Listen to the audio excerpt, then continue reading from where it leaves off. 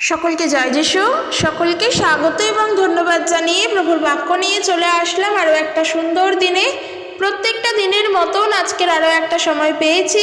প্রভুকে তাই অনেক ধন্যবাদ জানাই যে আরও একটা সুন্দর দিন তিনি আমাদের দেখতে দিয়েছেন, আর এই দিনে আমরা তার গৌরব, তার প্রশংসা করতে পারছি।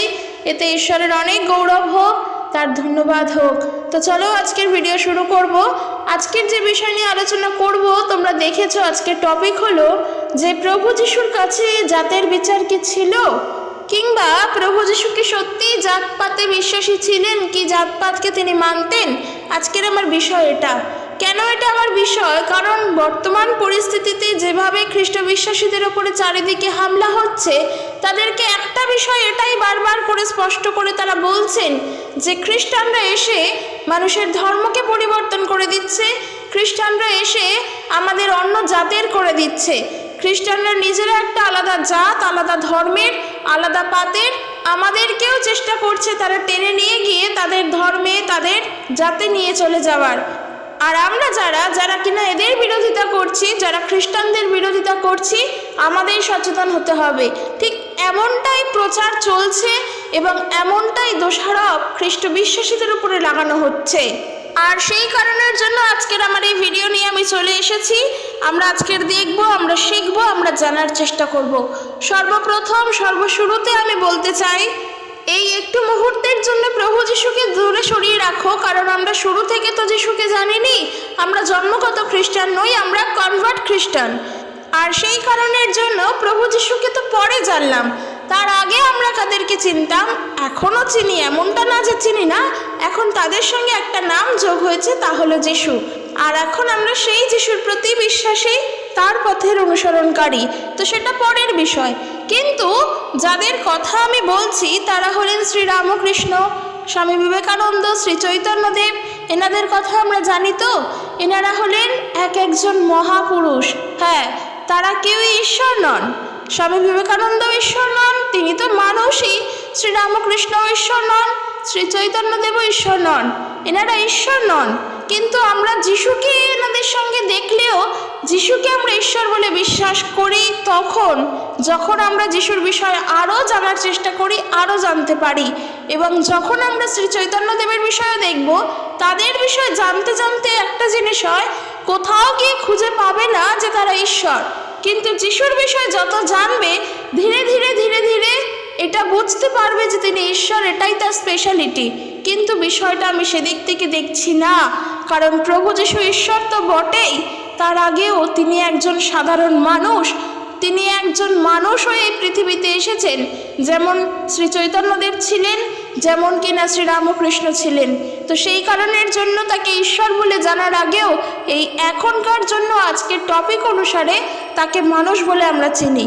তাদের প্রত্যেকেরই আসার এক বিশেষ উদ্দেশ্য এখানে আছে। তাদের প্রত্যেকেরই জগতে আসার পিছনে এক বিশেষ পরিকল্পনা ঈশ্বরের আছে, এবং ঈশ্বর তাদের সেই বিশেষভাবেই পাঠিয়েছেন এই পৃথিবীতে। তো তারও অনেক কারণ আছে, অনেক বিষয় আছে। কিন্তু যদি আমরা আজকের এই বিষয় অনুসারে এনাদেরকে এক করে দেখতে চাই, তাহলে আমরা এটাই বলবো, যাদের কাছে জাতের বিচার ছিল না, এই শ্রীরামকৃষ্ণদেব, চৈতন্যদেব, স্বামী বিবেকানন্দ, যারা নিজেরা সনাতন হয়ে জাতের বিচার করেননি, যারা শিক্ষা এটাই দিয়ে গিয়েছেন সকল মানুষ এক এবং মানুষের মধ্যে সাম্যতার নীতি দিয়ে গিয়েছেন, তাহলে আজকের আমরা কেন নিজেরা নিজেদের মতন করে প্রচার করে বেরোচ্ছি যে আমরা এই জাতের আর তারা ওই জাতের? যারা নিজেরা মহাপুরুষ হয়ে মানব জাতিকে দেখিয়ে গিয়েছেন মানব জাতির একটাই জাত, তা হলো মানবতা। কিন্তু আজকের সাধারণ মানুষ সাধারণ জ্ঞান দ্বারা নিজেরা প্রচার করে বেড়াচ্ছে মানুষের ভেদাভেদ, মানুষের ভাগাভাগি। আজকের আমি এটাই বলতে চাই যে যাদের কাছে জাতের বিচার ছিল না, যারা জাতের বিচার করে যাননি, আজকের তাদের উপরে গিয়েও মানুষ, সাধারণ মানুষ যারা কিনা নিজেরাই অনেক পাপের মধ্যে লিপ্ত, তারা আজকের প্রচার করছে মানুষের অমুক জাত, মানুষের তমুক জাত। আজকের এই হচ্ছে, চারিদিকে ওই হচ্ছে। কেউ খ্রিস্টের কথা বললে তাকে গ্রেপ্তার করা হচ্ছে, কেউ যিশুর নাম বললে তাকে ধরে নিয়ে যাওয়া হচ্ছে, তাকে অধিকার দেওয়া হচ্ছে না, কারণ সে নাকি কাউকে না কাউকে নিজের ধর্মে নিয়ে চলে আসতে চাইছে। কিন্তু এটা কি সত্য? কোনোভাবেই সত্য না। আর এখানেই এসে আমি বলতে চাই, তারা যদি মনে করে এটা যে প্রভু যিশু জাতের বিচার করতেন, তাদের জন্য আজকের এই ভিডিও আমি অবশ্যই দিতে চাই যে যিশু কোনো দিনও জাতের বিচার করেননি। তার কারণ ঈশ্বরকে মানুষের জাতের বিচার করে? মনে করো যখন আমরা কষ্টে আছি, আমরা দুঃখে আছি, আমরা আগেই ঈশ্বরকে ডাকি, শুরুতেই আমরা ঈশ্বরকেই স্মরণ করি যে ঈশ্বরকে আমরা চোখে দেখতে পাই না, তাকে চোখে দেখা যায় না। তাকে যদি তুমি আল্লাহ বলেও বলো, তাকেও তুমি কিন্তু চোখে দেখতে পাও না। তুমি যদি তাকে ভগবান বলে বলো, তাকেও চোখে দেখতে তুমি এখনো পর্যন্ত পাওনি। আর আমরা যাকে ঈশ্বর বলছি তাকে কিন্তু আমরাও চোখে দেখিনি। কারণ বেদান্ত, যেই বেদান্ত বলছে ঈশ্বর নিরাকার, সেই নিরাকার সনাতন পিতা যিনি, আদি পিতা যিনি, যেটা বেদান্ত বলছে, সেই আদি পিতার আরাধনা আমরা করছি, আমরা খ্রিস্ট বিশ্বাসীরা করছি। একবার চিন্তা করো তো, এই খ্রিস্ট বিশ্বাসীরা তো অন্য দেশের, অন্য ধর্মের, অন্য জাতের, তারাও সেই ঈশ্বর নিরাকার, সেই নিরাকার ঈশ্বরের আরাধনা করছে, যা কিনা হিন্দু ধর্মের বেদান্ত, যা হিন্দুদের ধর্মগ্রন্থ বেদান্তে বলছে, বেদে বলছে নিরাকার ঈশ্বরের কথা, আমরা আজকে তার আরাধনা করছি। এই বিষয়গুলো না সত্যি ভাবলে অবাক লাগে যে মানুষের মধ্যে কতটা ভেদাভেদের সৃষ্টি করেছে। কিন্তু ঈশ্বরকে আমরা ডাকছি আমাদের দুঃখের সময়, আমাদের কষ্টের সময়, আমাদের আনন্দের সময়। আমরা যখন দুঃখে কষ্টে আছি, সেই সময় আমরা ঈশ্বরকে ডাকছি, যে ঈশ্বরকে আমরা চোখে দেখতে পাই না। কিন্তু তিনি কে বলছেন, তুমি অমুক ধর্মের, তুমি আমাকে ডেকো না। প্রভু যিশু ঈশ্বরের কাছে যদি ধর্মের ভেদাভেদ থাকতো, তাহলে আজকের এত অন্যান্য ধর্মের মানুষেরা, সেটা তুমি হিন্দু ধর্ম বলো, মুসলিম ধর্ম বলো, ইহুদি ধর্ম বলো, আরও যে সমস্ত ধর্ম আছে, সে যেই ধর্মের মানুষের কথাই বলো না কেন, আমরা তো তাহলে ঈশ্বরের সেবা করতেই পারতাম না। আমরা তো যিশুকে ডাকতে পারতাম না। যিশু তো বলেই দিতেন যে তোমরা আমার নও, তোমরা ইহুদিরা নও, তোমরা ইহুদি নও, তোমরা আমার কাছে এসো না। তাহলে তো তাই ঘটতো। কিন্তু না, তিনি তো সবাইকে আপন করে ডেকেছেন, কারণ তার কাছে কোনো জাতের বিচার নেই, কোনো ধর্মের বিচার নেই। এই নিয়ে যদি বাইবেল থেকে দেখতে পাই, খুবই সুন্দর, খুবই গুরুত্বপূর্ণ, সবার জানা একটা ঘটনা, যোহন লিখিত সুসমাচার তার 4 অধ্যায় যদি পড়ি, সেই সমরিয়া নারীর ঘটনা। এই সমরিয়া কারা? এই সমরিয়ারা ছিল একেবারে নিচু জাতি, অস্পৃশ্য জাতি, তাদেরকে একেবারে অচ্ছুত করে রাখা হয়েছিল।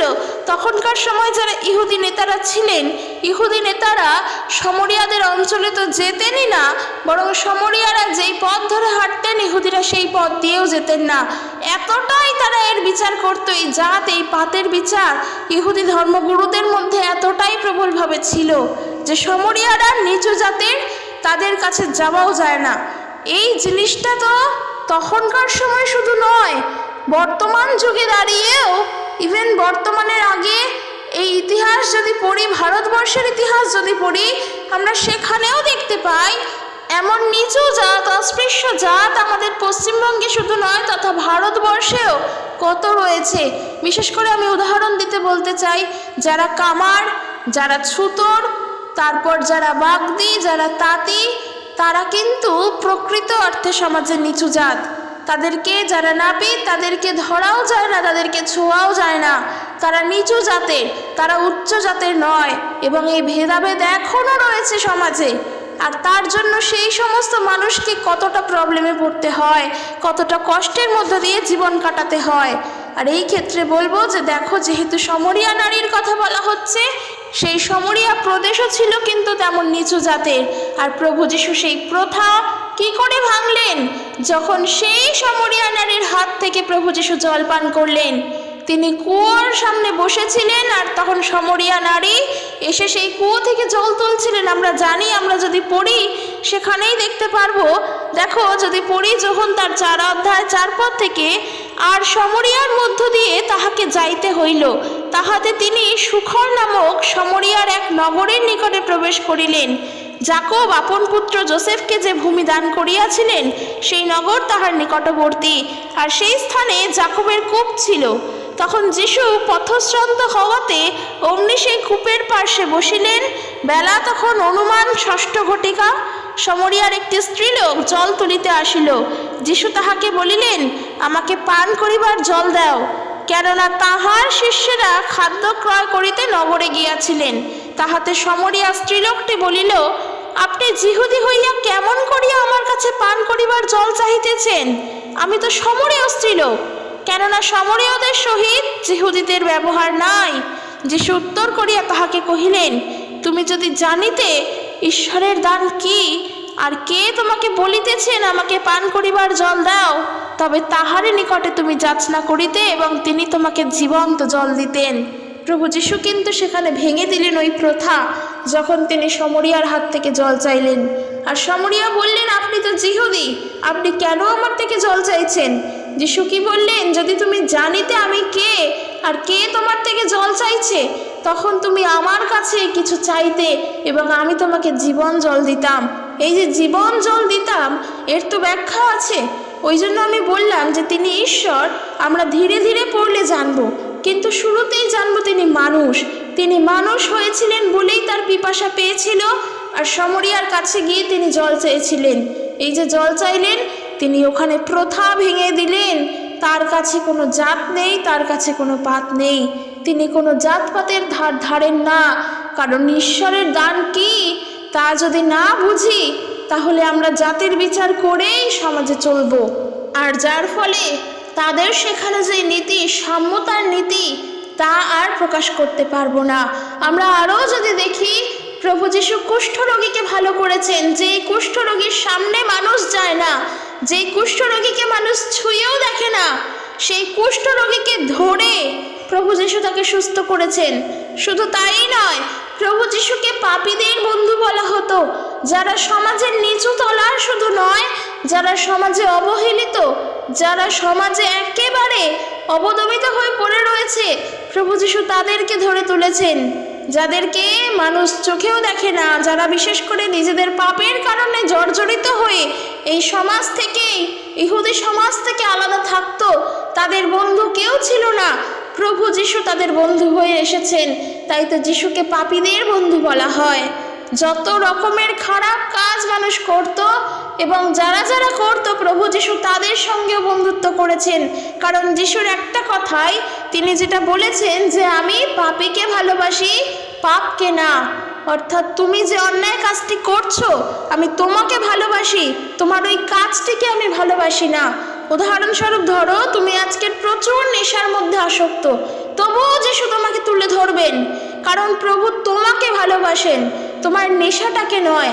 তাই তোমাকে যেহেতু ভালোবাসেন, তুমি তো সমাজ থেকে অবহেলিত, সমাজ তোমাকে ভালোবাসে না তুমি নেশা করো বলে, কিন্তু যিশু তোমাকে তুলে ধরে তোমাকে নেশা মুক্ত করবেন। তিনি তোমার থেকে নেশাকে ছাড়িয়ে দেবেন, কারণ তিনি তোমাকে ভালোবাসেন। তাই আজকের এই টপিকটা আমি এই জন্যই তুললাম, যখন চারিদিকে খ্রিস্ট বিশ্বাসীদের উপরে হামলা হচ্ছে, তাদের কাছে গিয়ে যখন বলা হচ্ছে তোমরা কেন শুধু বাইবেল পড়ছো, তোমরা হিন্দুদের ধর্মগ্রন্থের গীতা পড়ো, কিন্তু হিন্দুদের ধর্মগ্রন্থ তো গীতা নয়, তা হলো বেদ। সেটা তারা কেউ জানে না, আশা করি হয়তো সেটা তাই তারা বলছেও না, এবং বেদের যে 4টে অংশ হয়তো সেটাও তারা জানে না, অথচ তারা সনাতন বলে তারা নিজেদের দাবি করে। তো যাই হোক, এছাড়াও তারা বলবে তোমরা তাহলে কোরআন পড়ো, মুসলিমদের ধর্মগ্রন্থ। তখন বিশ্বাসী হয়ে না আমরা চুপ থেকে যাচ্ছি, তার কারণ আমাদের এটাই শেখানো হয়েছে আমি যিশুকে মানি বলে আমি আর কিছু করতে পারবো না। কে বলেছে করতে পারবো না? যিশুকে মানি বলে কি আমার গীতা পড়াতে নিষেধ আছে, কোরআন পড়াতে নিষেধ আছে? যখন তারা প্রশ্ন করছে না যে তাহলে তুমি তো কোরআনও পড়বে, আমরা বলবো হ্যাঁ পড়বো। যদি বলে তাহলে তোমরা গীতাও পড়বে, হ্যাঁ পড়বো, কেন পড়বো না? তা তো খারাপ নয়। তা পড়লে তো আমার জাতও যায় না, পাতও যায় না, বরং আমি মানুষ, আমার শিক্ষা আরও প্রবলভাবে বাড়ে, আমার আধ্যাত্মিক চেতনার হয়তো উন্মোচন হবে তাদের মধ্য দিয়েও, এতে তো আমার কোনো ক্ষতি হবে না। আর এর ফলে আমি যে যিশুকে বিশ্বাস করি, আমি সেই বিশ্বাসের পথ থেকেও সরবো না, কারণ যিশুর প্রতি আমার বিশ্বাস এতটা ঠুনকো নয় যে কেউ কিছু করলো তার দ্বারা আমি সরে গেলাম। তো কেন পড়বো না, কেন পড়তে বাধা আছে? কোনো সমস্যা নেই তো। তাই যদি তারা এই প্রশ্ন করে, আমরা উত্তর দিতেও যেন সক্ষম থাকি, না হলে আমরা যত চুপ থাকবো তারা মনে করবে আমরা অন্যায় করছি। আমরা উত্তর দেব, কিন্তু সেটা নম্রতার সঙ্গে দেব। এই ক্ষেত্রে অনেক কিছু মনে পড়ে, ওই জন্য আমি শুরুতে বিবেকানন্দের কথা বলেছিলাম। তার যদি জীবনী দেখি, আমরা দেখতে পারবো বিবেকানন্দ কিন্তু একবার সাহেবদের হুকুতেও টান দিয়ে দেখেছিলেন, আর যার জন্য তার মা তাকে চিৎকার করে বলেছে যে তোর তো জাত চলে গেল, তুই ওইটা কেন করছিস। কারণ সেই সময় জাতপাতের যে ব্যবস্থা প্রবলভাবে ছিল, হয়তো সেইটা এখন অনেক কমেছে, কিন্তু না, তখনকার সময় অনেক প্রবলভাবে ছিল। আর আমি যখন প্রভু যিশুর কথা বললাম, সে তো আরও আগে, তখন তো আরও ছিল। তাহলে চিন্তা করে দেখো সেই সময় তারা কত যুক্তিবাদী ছিলেন, যার জন্য সেই সমস্ত মানুষের কুসংস্কারকে তারা তাদের যুক্তি দ্বারা ভেঙেছিলেন। তখন বিবেকানন্দ কিন্তু বলেছিলেন, হুকোতে টান দিলে কখনো জাত যায় না, কারণ জাত যায় মানুষের চরিত্রে। অর্থাৎ তুমি যদি তোমার চরিত্র দ্বারা একজন মানুষকে ঠকাও, তুমি যদি তোমার চরিত্র দ্বারা মানুষের ক্ষতি করো, তখন তোমার জাত যায়। কেন বলো তো? কারণ তোমার যেই চরিত্র, সেই চরিত্র তোমাকে ঈশ্বর দিয়ে পাঠিয়েছেন, আর ঈশ্বর পবিত্র, তাই ঈশ্বর তোমাকে প্রেম, ভালোবাসা, দয়া, ক্ষমা দিয়েই পাঠিয়েছেন। কিন্তু আমরা কি করছি? আমরা মানুষকে ক্ষমা করার জায়গায় মানুষের ক্ষতি করছি, মানুষের ভালো করার জায়গায় মানুষকে দুটো নিন্দামন্দ কথা বলছি, আর যার ফলে হয়তো আমার যে চরিত্র তা কিন্তু কলঙ্কিত হচ্ছে, কারণ আমি তখন প্রকৃত মানুষ হয়ে দাঁড়াতে পারছি না। তাই মানুষের সর্বপ্রথম দেখা উচিত যে আমরা প্রকৃত মানুষ হয়ে জীবনে চলছি কিনা। জাতপাত তো পরে আসছে, আর সেই যে দায়িত্ব, সেই দায়িত্ব প্রভু ঈশ্বরের আছে। তাই আজকের বিষয় অনুসারে যারা বলবে কিনা আমরা জাতের বিচার করে মানুষকে আমাদের নিজেদের ধর্মে নিয়ে চলে আসছি, তারা ভুল বলছে, তারা মিথ্যা বলছে, তারা জানে না বলে বলছে। কারণ ঈশ্বর কখনো মানুষকে শেখান না একে অপরকে ঠকানো, বা একে অপরকে ঠকাতে, বা কারোর নামে মিথ্যা বলতে, কিংবা কারোর নামে দোষারোপ করতে। কারণ মনে রাখবে, প্রভু যিশু এটাই শিখিয়ে গেলেন, তুমি তোমার আপন প্রতিবেশীকে প্রেম করো। এই যে প্রতিবেশী, প্রতিবেশী তো সেই হয় যে আমার সমস্ত সময় আমার সঙ্গে থাকে। সে আমার সুখের দিনে হোক, আমার দুঃখের দিনে হোক, সে আমার সঙ্গে থাকে, সেই তো আমার প্রতিবেশী। আর আমাদের উচিত তাদেরকে প্রেম করা, তাদের সমস্ত সময়, তাদের সমস্ত দিনে আমাদের প্রেম করা। সে কোন জাতের, সে কোন পাতের, তা দেখে নয়। আজকের আমি হয়তো হিন্দু ধর্মের, আমার প্রতিবেশী যদি একজন মুসলিম ভাই হয়, আমি তাকে প্রেম করব, কারণ যিশুর শিক্ষা এটা।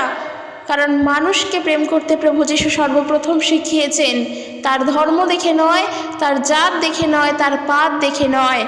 তাই মানুষকে প্রেম করো, তোমাকে সঠিক পথে প্রভু ঈশ্বরই চালনা করবেন। এই যে জাত পাত যে রয়েছে, ধর্ম যে রয়েছে, এ তো আমাদের চলার পথের একটা সাইনবোর্ড বলতে পারো। রাস্তা তোমার সোজা, তুমি রাস্তা দিয়ে হেঁটে চলো, সাইনবোর্ড দেখে হয়তো তুমি পথ ঠিক করতে পারো, কিন্তু তোমাকে চড়াই উতরাই পেরোতে হবে সাইনবোর্ড দেখে নয়, রাস্তা দিয়ে চলার সময়। তাই সেই সোজা রাস্তা হলো ঈশ্বরের পথ, সেখানে চড়াই আসবে, উতরাই আসবে, তোমাকে পার করতে হবে সেই রাস্তার উপরেই ভরসা করে, কারণ ওটাই একমাত্র পথ যাওয়ার। আর চারিদিকে খাল বিল, চারিদিকে খাদ। তো তোমাকে সেই ঈশ্বরের উপরে নির্ভর করেই তোমাকে তোমার পথে চলতে হবে। তোমার সাইনবোর্ডে কি লেখা আছে সেটা দেখে নয়। তাই রাস্তাটা দেখে পার হতে গেলে রাস্তার উপরেই ভরসা করতে হবে। যদি রাস্তার ধারে গর্ত থাকে, সেই গর্তকে পাশ কাটিয়ে চলতে হবে। তো সেই কারণের জন্য বলছি, ঈশ্বরকে বিশ্বাস করে জীবনে এগিয়ে চলো। কে তোমাকে কি এসে বলে গেল, কে তোমাকে কি বলল, তা দেখে নয়। তুমি তোমার বিশ্বাস দ্বারা চলো, তোমার বিশ্বাস যদি ঈশ্বরের প্রতি থাকে, সেই বিশ্বাসে জীবনে এগিয়ে চলো। কিন্তু এটা জেনে রেখো যে যিশুর কাছে আসতে গেলে কোনো ধর্মের প্রয়োজন পড়ে না, কোনো জাতির প্রয়োজন পড়ে না, কোনো সম্প্রদায়ের প্রয়োজন পড়ে না। যে কেউ যেমন খুশি সময় যখন ইচ্ছা তার, সে প্রভু যিশুকে এসে বিশ্বাস করতে পারে এবং তার পথে চলতে পারে। কারণ প্রভু যিশুর কাছে আমাদের সমস্ত জনের দ্বার খোলা। আমাদের যেমন খুশি আমরা হই না কেন, আমরা যিশুর কাছে আসতে পারবো। তিনি আমাদের জন্য রাস্তা খুলে রেখেছেন, তার কাছে এসো। তাই জন্য বলছি, কেউ যেমন জোর করে ধর্মান্তরিত করে না, ঠিক একইভাবে কেউ জোর করেও কেউ নিজের ধর্মে কাউকে টেনে নেয় না। যার যার মন চায় শেষে আসে, কিন্তু এটা ভেবো না যে যিশুর কাছে জাতের বিচার আছে। আজকের আমি যিশুকে বিশ্বাস করি বলে আমি অমুক জাতির কথা জানতে পারবো না, আমি অমুক জাতির বই পড়তে পারবো না, অমুক ধর্মের ধর্মগ্রন্থ পড়তে পারবো না, এটা ভাবাটাই ভুল। যদি এটাই হয় তাহলে মানুষের কাছে গিয়ে যিশুর নাম প্রচার করব কি করে? কারণ প্রভু যিশুর নাম তো সর্বত্র প্রচারিত এবং তা মানুষের মাঝে। সে কোন ধর্মের মানুষ তার জন্য না, মানুষের মাঝে প্রচারিত। যিশু তো এসেছিলেন মানব জাতির জন্য, তিনি তার নিজের প্রাণ দিলেন মানব জাতির উদ্দেশ্যে, কোনো জাতির উদ্দেশ্য তো না, কোনো বিশেষ ধর্মের উদ্দেশ্য তো নয়, শুধু খ্রিস্টান ধর্মের মানুষের উদ্দেশ্য তো নয়। এটা তো আমাদের জানতে হবে, কারণ আমরা অনেক বুদ্ধিমান মানুষ ঠিকই, তবুও আমাদের বুদ্ধি এখনো উন্মোচন হয়নি, তবুও আমাদের জ্ঞান চক্ষু এখনো খোলেনি। তাই তো জানবে শ্রী চৈতন্যদেব বলে গিয়েছেন, তোমাদের চৈতন্য হোক। চেতনা বোধ আমাদের আগে জাগাতে হবে, কারণ আমরা এখনো মানুষের মধ্যে বিচার করি ও কোন ধর্মের ও কোন জাতির, যেটা কিন্তু প্রভু যিশু করতেন না। তাই তো প্রভু যিশু আমাদের সবার জন্য নিজের প্রাণকে দিলেন এবং তিনি আমাদের জন্য দুঃখ ভোগ করলেন, কষ্ট ভোগ করলেন, শুধুমাত্র মানুষের জন্য। তাই তাকে চিনতে হবে, তাকে জানতে হবে। তার কাছে আসা মানে যেমন ধর্ম পরিবর্তন নয়, তেমনি তার নাম প্রচার হওয়া মানেও সবাই যে খ্রিস্টান ধর্মের হয়ে গেল এমনটাও নয়। আবারও বলছি, আমাদের চিন্তাধারা বদলাতে হবে, যা এখনও বদলায়নি। আর যারা কিনা আমাদেরকে এসে হামলা করছে, আমাদের ওপরে চড়াও হচ্ছে, আমাদের বিষয়ে নানান গালমন্দ করছে, যারা আমাদেরকে মিথ্যা অভিযোগে ফাঁসাচ্ছে, যারা খ্রিস্ট ধর্ম প্রচার করছে, তাদেরকে আসলে যারা করছে তারা জানে না বলে করছে। তারা সত্যিই এত কিছু জানে না, তারা ইতিহাস জানে না, তারা বই জানে না, তারা রামকৃষ্ণদেবকে জানে না, তারা স্বামী বিবেকানন্দকে জানে না, তারা বেদ পর্যন্ত জানে না। কিন্তু তারা নিজেদেরকে সনাতন বলছে, হিন্দু ধর্মের বলছে।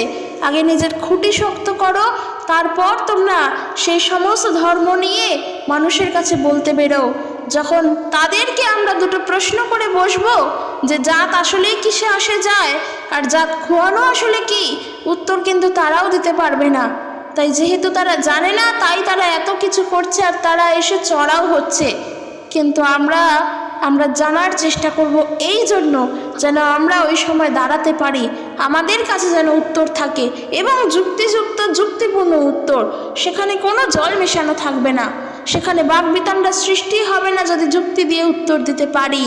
তাই নিজেদেরকে জানতে হবে, আর এটাও মানতে হবে যে যিশুকে মানি বলেই আমি কিছু করতে পারবো না এমনটা না। যিশুকে তো বিশ্বাস করি, সেটা আমার বিশ্বাস, সেটা কোনো কিছুর দ্বারাই ভাঙবে না।